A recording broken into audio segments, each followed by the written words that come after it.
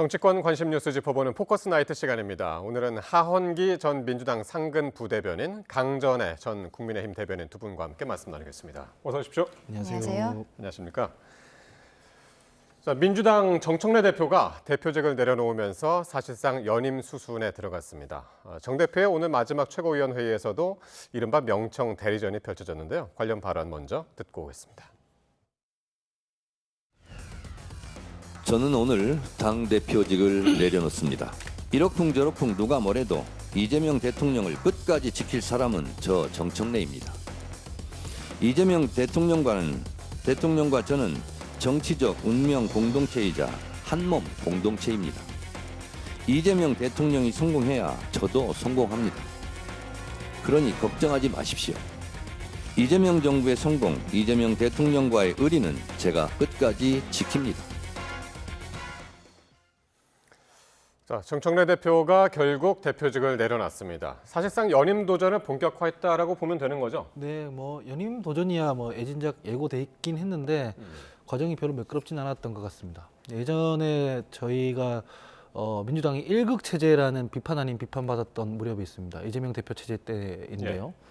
그때도 연임한다 그랬을 때는 우려의 목소리가 나왔어요. 왜냐면 그랬죠. 당대표 연임이 언제부터 뉴노멀이었습니까, 사실은. 그래서 그랬는데 그때는 압도적인 당원들의 지지 그리고 대권 주자로서도 저 민주진영 지지율 1위를 달리고 있었으니 연임을 사실 타인에 의해서 당원들에 의해서 이제 출마하는 명분이 있었는데 이번에는 그건 아닌 것 같아요. 그건 아닌 것 같아서 약간 권력 투쟁 혹은 조금 치열한 당권 투쟁이 전개될 것 같아서 우려되는 부분은 있습니다. 예.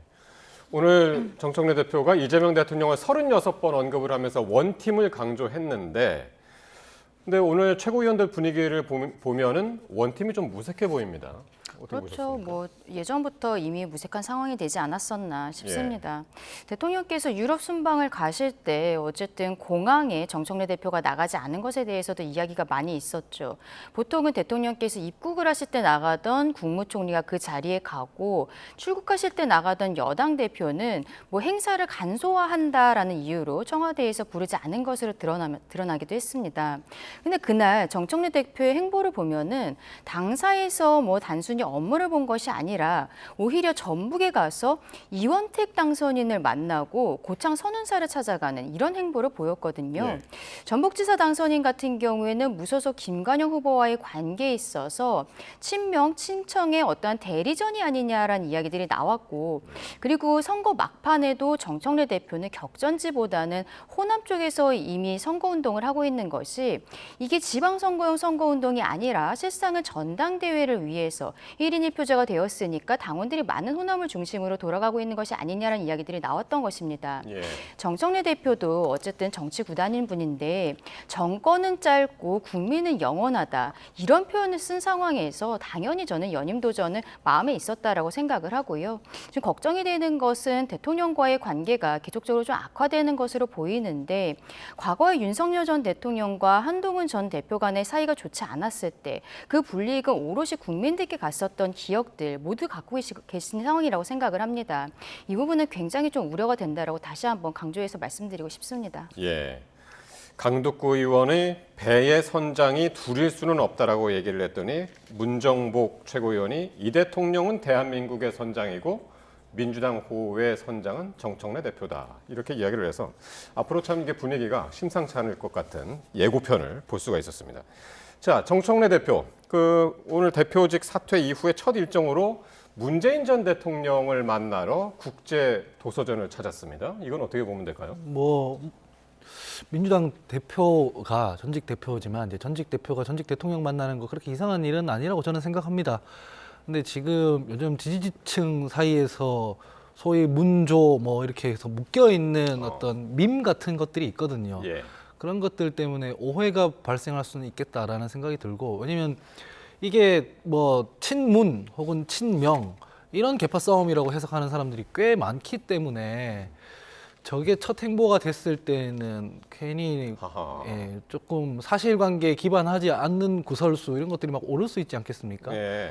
물론 전직 당대표가 저희 당에서 배출한 전직 대통령 만나러 가는데 그런 구설의 대상이 된다는 자체에 대해서 저희가 좀 생각을 해봐야겠습니다만 하여간 별로 이게 유리하게 당권 레이스에 작용할 것 같지는 않습니다. 원래 이제 평산마을을 찾아서 이제 인사드리려고 했는데 오시는 바람에 이제 서울에서 네. 이제 국제도서전을 찾아서 이제 두 분의 상봉이 이루어졌습니다. 네. 정청래 대표가 이제 따뜻하게 손을 잡아주셔서 온기를 느꼈다. 그리고 등을 토닥여 주셨다라고 했는데 이걸 이렇게들 해석을 합니다. 전당대회 앞두고 친노 친문 등 구주류 세력 품기에 나선 것이 아니냐. 그런 해석인데요. 그렇죠. 지금 전당대회를 앞두고 정청래 대표 같은 경우에는 계속적으로 검찰개혁, 그러니까 보안수사권 완전 폐지에 대해서 강조를 하고 있는데 이런 이야기를 하는 것은 민주당 당원들께서는 역시 노무현 전 대통령까지 이어지는 그 감정적인 선이 있다고 생각을 합니다. 정청래 대표가 최근에도 최고위 회의에서 노무현 정신이 1인 1표제로 이어지고 있다라는 표현도 썼거든요. 결국에는 본인이 민주당의 적통, 적자라는 메시지를 계속적으로 주고 싶은 것이 아닌가 싶습니다. 그리고 문재인 전 대통령을 뵈러 간 것은 또 다른 의미가 있다고 생각을 하는 게 며칠 전에 나왔었던 대통령실의 인선을 살펴보면은요. 한찬식 그 신임 민정수석이 있거든요. 네. 이분 같은 경우에는 검찰 출신이고 뭐 김앤장 출신이라는 것도 있지만 그 이전에 동부지검장으로서 근무를 했을 때 청와대, 그러니까 문재인 청와대에서 직접적으로 수사의 그 칼날을 겨눴던 사람입니다. 그때 담당을 했었던 부장검사가 지금 국민의힘의 주진우 의원이거든요. 이 한찬식 그 신임 그 민정수석 같은 경우에는 윤석열 정부 때 법무부 장관 하마평에도 올랐던 사람인 만큼 왜 하필이면은 다른 검찰 출신도 아니고 예. 문재인 정부에 대해서 수사를 했던 사람을 이렇게 민정수석으로 넣는 것인가? 이 부분이 사실상 민주당 내에서도 최근에 이야기들이 있었던 거죠. 그리고 같이 인선이 있었던 사법제도 비서관에도 박지영 변호사를 선임을 하셨는데 박지영 변호사는 최근에 뭐 내란 특검의 특검보여서 저희 국민의힘에서는 특검 출신을 이렇게 할 수 있느냐 말씀드리기도 합니다만 일단은 대통령은 아마도 보안 수사권에 대해서 일부는 남겨놓고 싶다 이런 생각을 가지고 계신 것으로 보여요. 정청래 대표가 이야기하는 것과는 완전히 결이 다른 상황이어서 결국에는 민주당에서는 그 지금 민정수석이라든지 사법제도 비서관 이 부분에 대한 인선에 대해서 좀 반발심을 갖고 있는 당원들이 계실 텐데 이런 것들도 적극적으로 이용하는 문재인 전 대통령 뵈러 간 행보가 아니었나라고도 생각합니다. 예. 자, 그런데 이제 정청래 전 대표뿐만이 아니라 김민석 총리, 송영길 의원도 이제 곧 출사표를 던질 것 같은데 지금은 이제 다 해외에 나가 계시죠? 네. 예, 분위기 어떻게 보고 계시나요? 뭐 분위기는 언론에서 읽고 있는 그대로고요. 그러니까 사실은 타당한 방식으로 지금 이게 논쟁이 전개되거나 경쟁이 이루어지고 있지 않은 분위기가 있어요. 그래서 대통령께서도 전쟁을 하면 안 된다, 경쟁을 해야 된다 이렇게 얘기한 건데 가령 방금 강전혜 변호사님께서 말씀하신 민정수석 인사 관련해서 환경부 블랙리스트 수사를 했던 그 동부지검장이었기 때문에 이제 문제다라는 거잖아요. 근데 그 수사는 문재인 정부 때 한 거거든요. 문재인 정부 때 수사 기소 다 이루어졌고요. 재판도 대법원 판결까지 다 문재인 정부 때 이루어진 겁니다. 유죄 났죠. 문재인 정부가 잘못한 거거든요. 이게 무슨 정권 차원에서 정치 보복하거나 그런 게 아니란 말이죠. 근데 이런 민정수석 인사에 대해서 뭐 단지 문재인 정부를 수사했던 이유만으로 불편해한다? 그럼 뭐 검찰더러 저희 스스로 정치 검찰하라는 말밖에 더 되겠습니까? 예. 우리 편은 봐주라는 얘기지 않습니까? 그러니까 이게 논리적으로는 전혀 타당하지 않은 방식으로 이제 예. 전개되는 부분이 있고 송영길 대표나 김민석 총리 같은 경우도 이제 그런 부분들에 대해서는 이게 그 정청래 대표와 좀 차이가 있다면은 이 지금 여당 내 갈등이 너무 심각한 상황에서 다음 당 대표가 이 통합 행보가 아니라 분열을 촉진하는 방식으로 가는 건 이 국정 운영의 안정성을 너무 해치기 때문에 이걸 지금 그래도 당 대표까지 했고 우리 당에서 총리까지 했던 사람이기 때문에 이걸 어떻게 조금 갈등을 소강시키고 봉합할 수 있는 그런 레이스로 전개될지 이게 지금 관전 포인트일 것 같아요. 예. 그러니까 이재명 대통령의 최근 인사에 대해서 민주당 내에서 이제 다른 목소리가 나오는 상황에서 네. 그러니까 이제 문재인 대통령 찾아갔다고 하니 이제 대변인께서 이제 말씀을 해주신 부분인데 어쨌든 이 송영길 의원이 과연 전당대회에 출마할 것인가 이게 이제 미지수로 남은 상황에서 뭐 많은 분들이 이제 예상은 하고 있습니다만은 오늘 박지원 의원이 송 의원이 이 대통령과 만났는데 그때 전당대회 출마를 얘기했다라고 전해들은 이야기를 이제 얘기를 했습니다. 대통령이 얘기를 다 듣고 잘 하라고 말씀하셨다 이렇게 전했는데 전당대회 구도는 어떻게 전망을 하세요? 일단은 박지원 의원께서 저런 말씀을 하시는 것은 대통령이 당무 개입하고 있다는 것을 선언한 것이라고 생각을 하거든요. 특히나 전직 국정원장으로서 저런 말씀하시는 것은 좀 민주당 당원들에게는 혼란스럽지 않을까라는 생각도 듭니다. 근데 송영길 의원 같은 경우에는 저는 출마를 하셔야 된다라고 생각을 해요. 왜냐하면 조금 아까 정청래 대표가 문재인 전 대통령을 뵈러간 모습들을 봤는데 적통 논란이 분명히 있을 거거든요. 근데 김민석 총리 같은 경우에는 과거에 좀 뭐 멸칭 같은 별명으로 김민세라는 표현도 있었던 만큼 적통이라고 보기엔 좀 어려운 부분들이 있다고 생각을 합니다. 그런데 송영길 전 대표는 어쨌든 지금 민주당 내에서 계속 커온 분이라는 것은 사실인 것이죠. 그리고 민주당은 전당대회에서 룰이 마지막에 어차피 결선을 가는 상황이 있기 때문에 네. 지금 상황으로는 송영길, 김민석 이 두 분이 결선으로 가지는 않을 것 같다라는 예상들이 있거든요. 그러면 자연스럽게 김민석과 송영길은 대통령을 중심으로 해서 뭉치는 한 편이 되지 않을까. 그러니까 서로 간에 갖고 있지 않은 부분들에 대해서 최대한 당원들에게 어필을 하고 마지막에 합치는 것이 지금 송영길 의원이 아예 출마조차 하지 않고 뭐 지지 선언을 한다거나 이렇게 하는 것보다는 훨씬 효과적이라는 생각이 들지 않을까 싶습니다. 대통령 입장에서도 김민석 총리 외에도 플랜 B가 필요한 것이 아닌가라는 생각도 듭니다. 예. 그래서 이제 많은 분들이 송영길 의원이 만약에 이제 당대표로 출마를 하더라도 김민석 총리의 페이스메이커 정도 역할을 하지 않을까 그런 예상들을 했는데 오늘 이야기로는 본인이 직접 당선되는 그런 시나리오도 그리고 있는 것 같다라는 그런 취지로 얘기를 했습니다. 저희 민주당에서 이미 대표를 역임했던 분입니다. 누구의 페이스메이커로 뛸 분은 아니죠. 그리고 더불어민주당에 적통 없습니다. DJ가 대통령일 때는 동교동계가 주류인 거고요. 노무현 대통령이 대통령일 때는 친노가 주류인 거고요. 문재인 대통령이 주류일 때는 친문이 주류인데 다 성질이 다릅니다.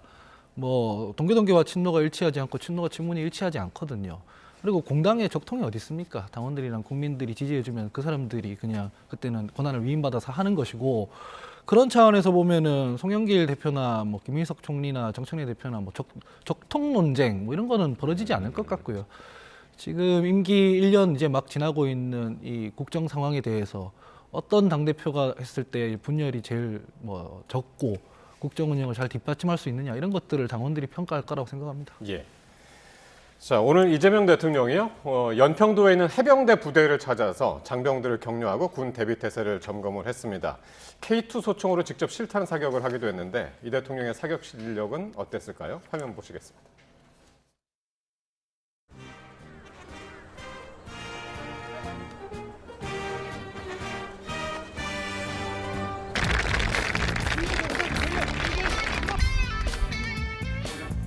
들어가겠습니다. 하나, 둘.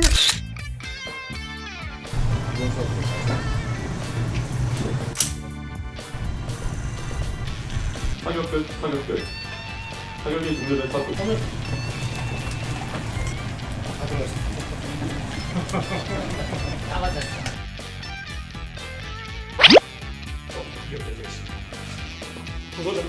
중국 선박이 아메리칸 경계 지점에 가지고 분쟁을 일으키면 못하게 됐어. 우리도 뭐 단속 선박을 상주시키든지 그래야 되잖아.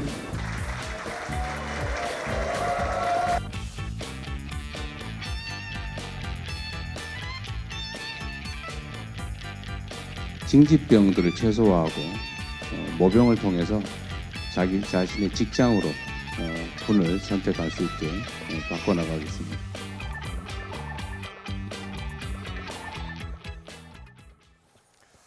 자, 오늘 타겟 용지가 잠깐 보였었잖아요. 네. 굉장히 잘 쐈습니다. 10발 쐈는데 거의 다 들어간 것 같던데요, 그 안에? 그러니까요. 대통령께서 이제 팔에 문제가 있어서 군대를 안 가신 것으로 알고 있는데 그때 검사가 제대로 됐던 것인가 조금 의문점이 장애인입니다. 있습니다. 네? 등록 장애인이라고요. 아, 네. 어쨌든 대통령께서 저런 모습을 보이는 거는 최근에 2030 청년들의 마음이 대통령과 민주당에게 좀 떠나가고 있는 모습들 이런 것들에 있어서 중심적인 부분들이 물론 뭐 선관위 사태 같은 것들도 있겠습니다만 청년들의 마음을 제대로 헤아리지 못한다 이런 얘기들이 계속 나오고 있는 거거든요. 민주당에서도 이번 선거 과정에서 청년층이 떠난 것에 대해서 대책을 논의해야 된다라고 이야기가 나오는데 최근에 뭐 보건복지부에 정부에서는 탈모약을 건강보험으로 처리하겠다 이런 이야기를 한 것과 또 모병제를 늘리겠다 이야기하는 것들이 좀 다 있는 것이 아닌가라는 생각이 듭니다. 그리고 국방장관 탄핵 사태가 지금 점점 커지고 있어요. 탄핵 청원이 지금 국회 홈페이지에 올라온 게 16만 명이 넘는 분들이 청원을 올리고 있거든요. 그럼 결국에는 국회에서 이 사건을 다뤄야 되는데 최근에 국방부 측에서 나오고 있는 이야기들, 사관학교의 통폐합이라든지 그리고 예비군이 훈련 중에 사망한 사건, 뭐 방첩사 해체 이런 것들로 인해서 어르신들도 여기에 대해서 굉장히 우려를 하시지만 2030 청년들이 또 많이 여기에 대해서 관심을 갖고 있는 것도 사실이거든요. 예. 이러한 부분들이 겹쳐져서 지금 대통령께서 군을 방문하신 것이 아닌가 생각합니다. 예, 그러니까 2030 청년들을 염두에 둔 행보다라고 이제 말씀하셨는데, 예, 어떻게 들으셨어요? 뭐 얼마 전에 있었던 예비군 사고 때문에 청와대에서 우려도 많고 조금 격앙돼 있는 것 같더라고요. 강훈식 비서실장 주재 수보 회의를 보니까 요 내용으로 모두 발언을 하더라고요. 그러니까 예비군 사고요? 예, 그러니까 청년들이 어쨌든 1년 6개월 동안 군대에 가서 헌신하는데 이게 급식도 똑바로 안 나오고 뭐 안전도 안 좋고 위생도 안 좋고 이런 상황이면은 뭐 이게 낯이 있겠느냐. 이를테면 저희가 그 파이어탱크 국방력 6위라고 막 자랑들을 해대는데 그렇게 하면 뭐하냐. 뭐 캐나다 같은 데 가서 잠수함 건조하고 이렇게 하면 뭐하냐. 정작 군생활하는 청년들의 이런 상황에 있으면 소용없는 거 아니냐. 이런 얘기를 하더라고요. 그래서 예. 그런 재반 어떤 사고들에 대한 것들을 인식하고 이런 던지는 메시지인 것 같습니다. 예. 대통령의 수행 평가에 국정 수행에 대한 부정 평가가 긍정 평가를 앞선다는 여론조사 결과가 또 나왔습니다. 약간의 차이기는 한데 오차범위 냅니다. 부정 평가가 48.2, 긍정 평가가 47.7. 이게 KSOI가 이제 여론조사를 한 건데 지난해 6월, 그러니까 1년 전에 정기조사를 시작한 이후로 이렇게 역전된 게 처음이라고 그러는데요. 그렇죠. 그리고 여론조사 추이를 봐야 되는데 이 KSOI 한 것만 그런 것이 아니라 최근에 나오고 있는 각종 여론조사에서 대통령의 수치들이 계속적으로 지지율 수치가 떨어지고 있는 것이 확인이 되고 있거든요. 이게 대통령 유럽 가셨을 때에도 뭐 9%포인트 정도가 빠지는 수치가 나오니까 SNS를 통해서 사과 메시지를 올리시기도 했고 지난번 다른 여론조사에서 데드크로스가 나오니까 청와대에서도 겸허하게 받아들이겠다라는 메시지를 내고 있습니다. 예. 메시지는 내고 있지만 중요한 부분들이 해결이 되지 않기 때문에 계속적으로 하락세가 이어지고 있는 것이 아닌가 싶습니다. 선관위 사태에 대해서도 대통령께서 국정의 총책임자로서 저는 국민들께 사과 메시지가 분명히 나가야 된다라고 생각을 하거든요. 그런데 지금 계속 그냥 선관위 탓만 하고 계시는 모습들 그리고 이 상황에서 국정의 제2 책임자인 국무총리는 당내 권력 싸움에 뛰어들겠다고 국무총리직을 내려놓겠다는 모습들 이것이 과연 책임감 있게 국정을 인정하고 이해하고 있는 것인지 좀 국민들께서는 의아하다는 생각이 드실 거고요. 예. 특히 당내 분란에 있어서는 대통령께서 직접 참전을 하는 모습들을 보이고 계시지 않겠습니까? 뭐 기자회견 과정에서는 김민석 총리는 이름을 거론을 하면서 칭찬을 하시고 그리고 뭐 해외에 나가실 때는 여당 대표는 부르지 않는다든지 돌아오신 날 저녁에는 송영길 전 대표와 식사를 하신다든지 이런 모습들이 좀 과도하게 당무 개입을 하는 모습으로 비춰지는 부분들 여러 가지로 뭐 고환율, 고물가 이런 것들도 해결이 되지 않고 대통령께서 SNS를 통해서 그렇게 잡겠다고 이야기하셨던 부동산 문제도 오히려 악화 일로로 가고 있는 이런 상황들 이게 지금 문제는 단기간에 올라갈 수 있는 어떤 모멘텀들이 보이지 않는다는 거거든요. 예. 특히 8월 17일 민주당 전당대회까지는 당내 분란은 더 가속화될 것으로 보여서 하락세는 한동안 지속되지 않을까 생각합니다. 지금 말씀하신 것처럼 지금 국정 수행 능력에 대한 이제 평가가 낮아지는 것이 2030의 마음이 떠나고 뭐 선거 부실 이런 것들이 이제 많이 영향을 미쳤다라고는 평가들을 많이 하는데 그 친여 성향의 방송인이죠. 김어준 씨는 그러니까 핵심 지지층이 빠지는 것에서 비롯됐다. 이렇게 진단을 하더군요. 이건 어떻게 들으셨습니까? 언론과 여의도적 관점인 거죠. 언론이나 여의도에서는 이제 패널들이 나와서 이런저런 분석하고 막 떠듭니다. 예. 근데 시민적 관점에서는 그런 게 아니라 국민 보기에 뭐 정부나 정치권이 일을 열심히 하는 것 같고 그리고 그 일이 국민 삶이나 국가에 도움되는 일 같고 그래서 정치의 효능감을 느끼고 세금이 안 아깝고 그러면 예외 없이 지지율이 올라갑니다. 근데 반대로 국민 보기에 정부나 정치권이 일을 안 하는 것 같고 싸움만 하는 것 같고 예. 근데 그 싸움도 심지어는 내 관심 사안이나 뭐 국민의 삶이나 이런 거랑 상관없는 것 같고 그럼 지지율은 떨어지는 겁니다. 지금 정부 여당 발 뉴스들을 보면은 심지어 지난주만 해도 뭐 대통령이 순방 가서 순방 성과 이런 걸 말하는 게 아니라 뭐 여당 대표가 허리를 90도로 꺾었니 75도로 꺾었니 이런 얘기만 하지 않습니까? 예. 그럼 보편 국민들 보기에는 저 사람들이 기득권 투쟁만 하는구나라고 생각하는 겁니다. 예. 그러면 지지율이 떨어지는 거죠. 그거를 이제 패널들이 나와서 거창한 여의도 방언으로 뭐 코어가 어쩌니 2030이 어쩌니 이렇게 하는 건데 예. 본질적으로는 정치권이 일을 똑바로 안 하는 것 같다라고 국민이 느꼈기 때문에 지지율이 떨어진다 저는 이렇게 봅니다. 예. 그래서 이게 다른 사람도 아니고 이 친여 성향의 방송인이 이제 이렇게 이야기를 해서 근데 또 다른 방송인이죠. 이동형 작가는 흔들리면 코어층이 아니다라고 반박을 했습니다. 친여 성향 방송인인데도 불구하고 해석에서 좀 갈리는 것 같아요. 그렇죠. 지금 예. 뭐 김어준 씨 같은 경우에는 대통령의 지지율이 오히려 코어가 빠지기를 바라는 마음으로 저런 이야기를 하고 있는 것이 아닌가라는 생각이 들고 역시 전당대회 과정에서 정청래 대표 측을 밀어주기 위해서 힘을 실어주기 위한 발언들이 아닌가 생각을 합니다. 작년 전당대회 과정에서도 전당대회를 앞두고 인천에서 김어준 씨가 굉장히 큰 행사를 했었는데요. 그 행사에는 문재인 전 대통령 내외도 왔었고 당시 정청래 후보도 왔습니다. 그런데 박찬대 후보 같은 경우에는 일정이 있다라고 하면서 가지 않았는데 그 말을 고지고대로 믿는 분들은 별로 없었죠. 근데 지금같이 이 전당대회를 앞둔 이 내전의 상황에서는 저는 대통령께서 책임감을 좀 느끼셔야 된다고 생각을 해요. 왜냐하면은 2년 전에 총선 과정에서 대통령께서 당 대표로 비명 행사 공천 이게 너무 셌던 것이 아니냐는 지적들도 분명히 있었던 거거든요.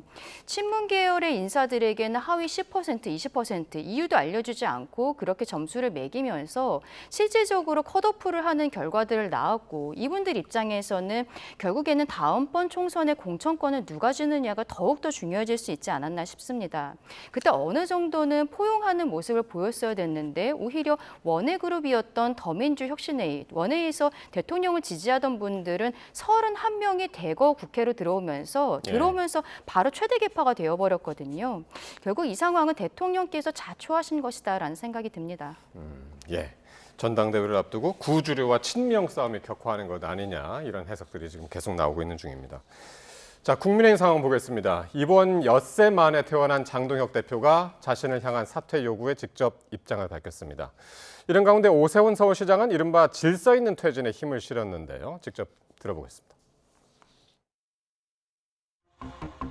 당의 주인은 당원입니다. 당 대표의 거취 역시 당원들이 결정할 문제입니다. 당대표 마음대로 결정할 수 있는 문제가 아니고 몇몇 의원들이 결정할 문제는 더더욱 아닙니다. 병상에서 국정조사 특위를 지켜봤습니다. 특검과 재선거밖에 다른 길이 없다는 생각을 더욱 굳히게 됐습니다. 6.3 지방선거 투표는 끝났지만 아직 지방선거는 끝나지 않았습니다. 사실 불필요하게 서둘다가 부작용만 많이 생기는 그런 변화와 혁신은 우리 당 전체 구성원 국회의원님들이 바라시는 변화는 저는 아닐 거라고 저는 생각합니다.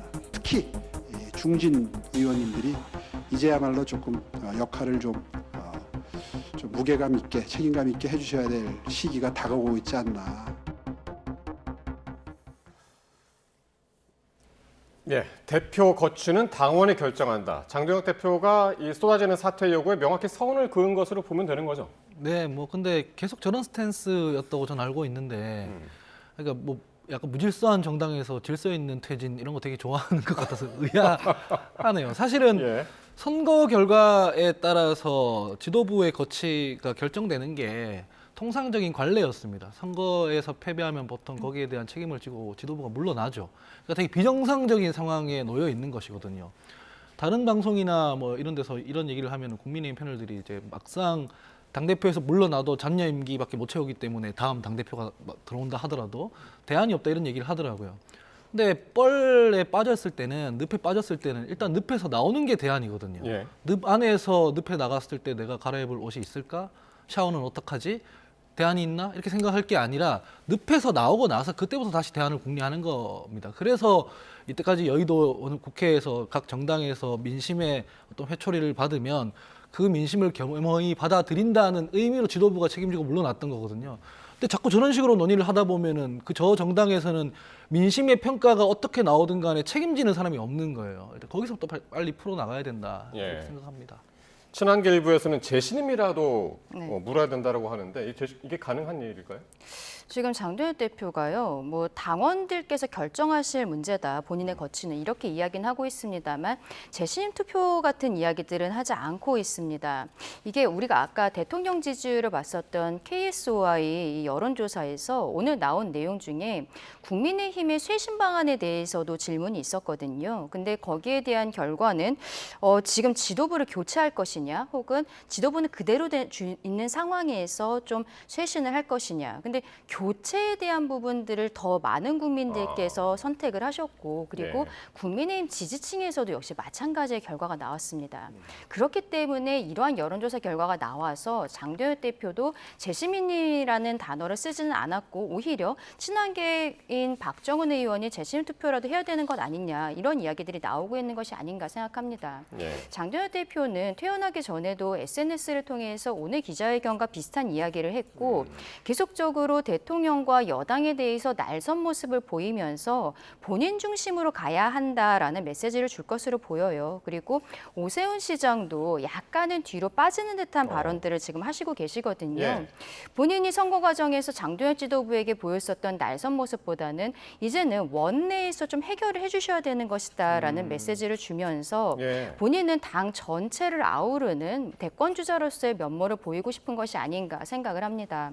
어쨌든 지금 선관위 사태가 일파만파되고 아직 특검이 이루어지지 않은 상황이기 때문에 당내에서는 이 부분이 급선무다라는 생각에는 어느 정도 좀 동의가 되고 있는 것이 아닌가 싶어요. 저희 당원 당규상으로는 장도연 대표 스스로 사퇴하거나 지도부가 4인 이상, 그러니까 최고위원이 4인 이상이 사퇴하지 않는 이상은 이게 뭐 분개할 수 있는 방안이 없는 만큼 예. 지금으로서는 조금 더 지켜봐야 되는 상황이 아닌가 생각합니다. 그러니까 6.3 지방선거 전후, 그러니까 직후, 그때, 그리고 이제 장동혁 대표가 이번에 들어가기 직전, 그때 분위기하고 지금 분위기가 좀 많이 달라진 것 같아요. 그러니까 무기력해진 거죠. 버티면은 방법이 없다 싶으니까. 그렇다고 이제 머릿수로 밀어붙이기에는 의원들 중에서도 압도다수가 물러나라는 예. 뭐 그런 분위기는 아니니 무기력해진 거라고 저는 생각을 하는데요. 사실 제가 뭐 야당 걱정할 처지는 아닙니다만 우리가 타인을 비판할 때 가장 중요한 게 비판하는 논리의 정합성 이거라고 생각하잖아요. 그게 아니라 비판할 자격을 획득하는 게 더 중요하거든요.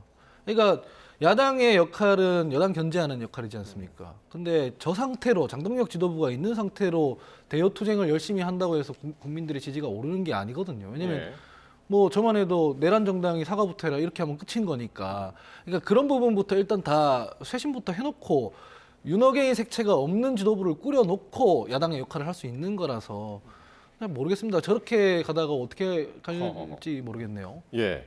일단 그 당내 분위기가 어떻게 흘러가느냐를 지금 엿볼 수 있는 부분이 이게 정점식 원내대표가 어제 이제 5선 의원들과 함께 오찬을 함께 했고요. 오늘은 4선 중진 의원들하고 점심 때도 만나고 또 다른 의원들은 이제 저녁 때 만찬도 하고 이제 그랬다고 들었는데 지금 어떻게 분위기 흘러가는 겁니까? 일단 정전식 원내대표 같은 경우는 원내대표로 선출된 지 얼마 되지 않았기 때문에 여러 가지 현안들에 대해서 당 중진 의원들의 의견을 듣는 것이 반드시 필요하다라고 판단을 했을 것으로 보이고요. 예. 근데 그 중심에는 역시 장도연 지도부에 대한 이야기들은 당연히 나올 수밖에 없지 않나 싶습니다.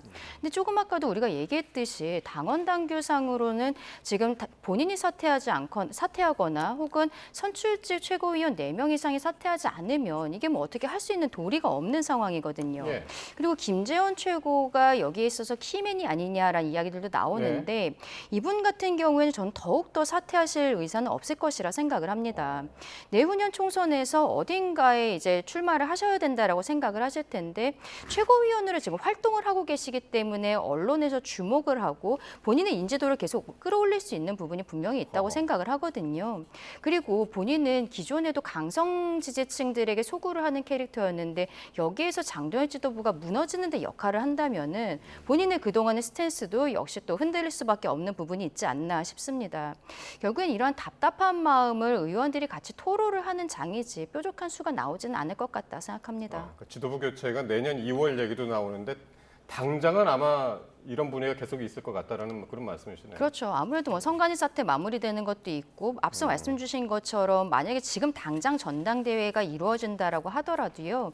친한계 측에서도 한동훈 의원이 저희 당원이 아니기 때문에 출마할 수가 없는 것이죠. 그러면 뭐 배현진 의원이라든지 친한계 누군가가 출마를 했을 때는 폭발력을 가지기는 어렵지 않나 싶습니다. 네. 작년 전당대회 때 그러니까 장도연 대표가 당선이 된 그 전당대회에 조경태 의원이 친한계에서 출마를 했었지만 득표는 굉장히 좀 미미했던 수준이었거든요. 그래서 친한계에서도 지금 크게 목소리를 높이지는 않고 있는 것이 아닌가라고도 생각합니다. 예, 알겠습니다. 오늘 두 분 말씀 여기까지 듣죠. 하헌기 전 민주당 상근 부대변인, 강전혜 전 국민의힘 대변인과 함께했습니다. 고맙습니다.